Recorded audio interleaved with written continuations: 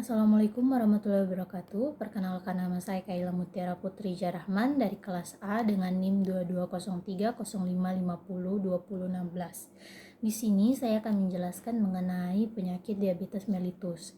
Jadi, diabetes mellitus atau biasa disebut dengan DM, disingkat dengan DM, didefinisikan sebagai suatu penyakit atau gangguan metabolisme kronis dengan multi etiologi yang ditandai dengan tingginya kadar gula darah disertai dengan gangguan metabolisme karbohidrat, lipid, dan protein sebagai akibat insufisiensi fungsi insulin.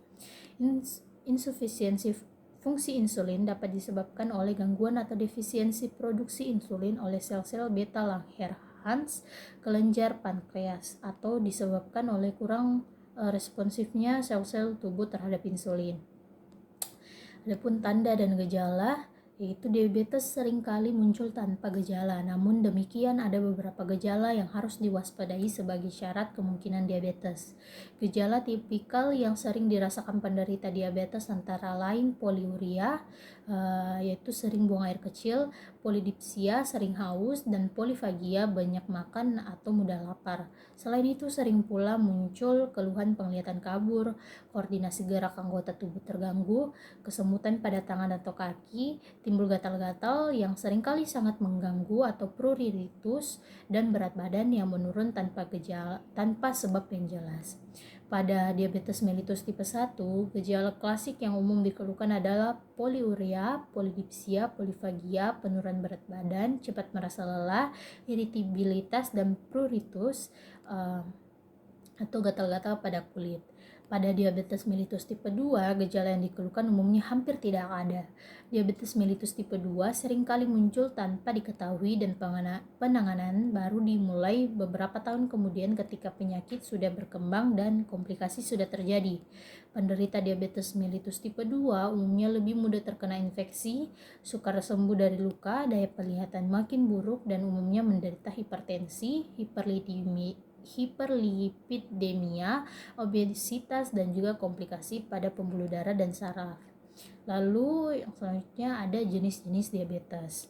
Yang pertama, diabetes tipe 1. Pada dasarnya diabetes tipe 1 adalah gangguan autoimun, yakni kondisi ketika antibodi yang seharusnya bekerja melindungi tubuh terhadap infeksi malah berbalik menyerang sel tubuh itu sendiri. Dalam kasus diabetes tipe 1, yang dirusak adalah sel beta yang terdapat pada pankreas. Proses tersebut membuat rusaknya sel-sel beta yang akan memproduksi insulin. Belum diketahui apa penyebab antibodi menyerang sel beta pankreas. Namun banyak pakar percaya jika faktor genetik dan infeksi virus tertentu merupakan penyebabnya. Lalu diabetes tipe 2 berbeda dengan penyakit diabetes tipe 1 yang merupakan akibat penurunan produksi insulin.